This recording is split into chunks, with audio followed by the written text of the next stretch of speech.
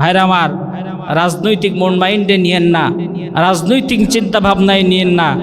আমরা চাই এই সোনার বাংলা, এই ছোট্ট সোনার বাংলা শান্তিময় একটি পরিবেশ দেখতে, জোরে বলেন ঠিক কিনা।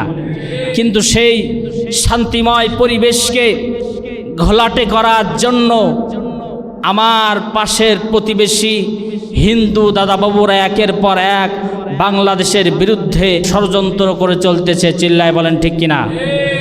আর এই ষড়যন্ত্রকে রুখে দিতে হলে আমাদেরকে সচেতন থাকতে হবে। তারা যেন এই সোনার বাংলার উপরে সামান্য থেকে সামান্য পরিমাণ কোনো প্রকার আগ্রাসন যেন করতে না পারে, জোরে বলেন ঠিক কিনা। তারা তো আমাদের বন্ধু না, তারা তো আমাদের বন্ধু না, তারা আমাদের শত্রু।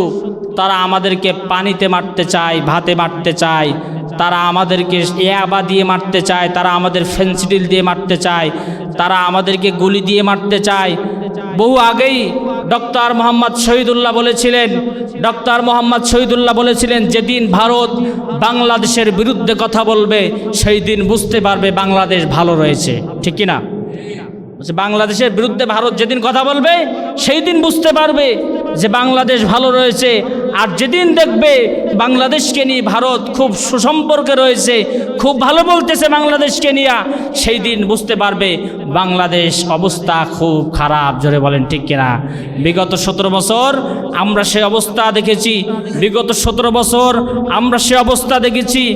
আর বাংলাদেশে যত হত্যাকাণ্ড হয়েছে, শাপলা চত্বরে যে হত্যাকাণ্ড হয়েছে, পিলখানায় যে হত্যাকাণ্ড হয়েছে, এই 24-এর গণঅভ্যুত্থানে যে হত্যাকাণ্ড হয়েছে, প্রতিটা হত্যাকাণ্ডের পিছনে এই ভারতের সুস্পষ্ট মদদ রয়েছে, জোরে বলেন ঠিক কিনা। এই ভারতের সুস্পষ্ট মদদ যদি না থাকতো, এই ভারতের মদদেই শহীদ আল্লামা দেলোয়ার হোসেন সাঈদীকে 13টি বছর অন্ধ প্রকষ্ট রেখে তাকে ইঞ্জেকশন পুশ করে মারেছে, এই ভারতের মদদ দিয়া, চিল্লায় বলেন ঠিক কিনা। এই ভারত যদি মদদ না দিত তাহলে বাংলাদেশের মুসলমানদের উপরে আর ঈমানওয়ালা আর আলেমদের উপরে শাপলা চত্বরে হাজার হাজার আলেম হাফেজ আর মুহাদ্দিসদের উপরে এইভাবে গুলিবর্ষণ করে মারতে পারতো না, জোরে বলেন ঠিক কিনা। এই ভারতের মদদ আছে বলেই, এই ভারতের মদদ আছে বলেই 23 সালে আবরার ফাহাদ হত্যা হয়েছে। এই ভারতের মদদ আছে বলেই আমাদের ওসমান হাদিকে হারিয়ে ফেলেছি, জোরে বলেন ঠিক কিনা।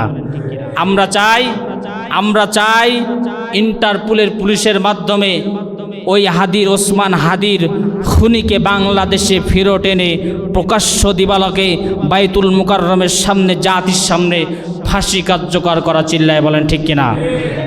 আর এমন সোনার ছেলেদেরকে আমরা হারাতে চাই না, চাই, চিল্লায় বলেন চাই। আমরা আর এমন সোনার ছেলেদেরকে হারাতে চাই না। আমরা যদি এরকম আর সোনার ছেলেদেরকে যদি হারাতে না চাই, তাহলে আর পার্লামেন্টে আর মানুষের তৈরি করা আইন আর বিধান দিয়ে পার্লামেন্ট চললে হবে না। আল্লাহর কোরআনের আইন আর বিধান দিয়ে যতদিন পর্যন্ত পার্লামেন্ট আর সংসদ না চলবে, ততদিন পর্যন্ত অন্যায়, জুলুম আর নির্যাতন, নির্বিচারে মানুষ হত্যা কোনোদিন বন্ধ হবে না, ঠিক কিনা বলেন।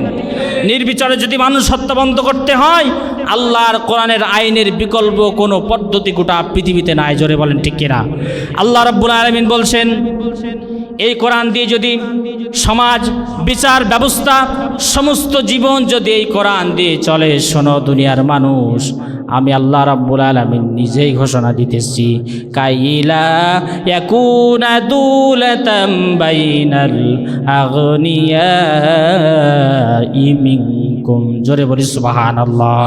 এতগুলো মানুষ, আমি আপনাদের কাছে সাক্ষী চাই, এই কোরআন সত্য না মিথ্যা? চিল্লায় বলেন সত্য না মিথ্যা?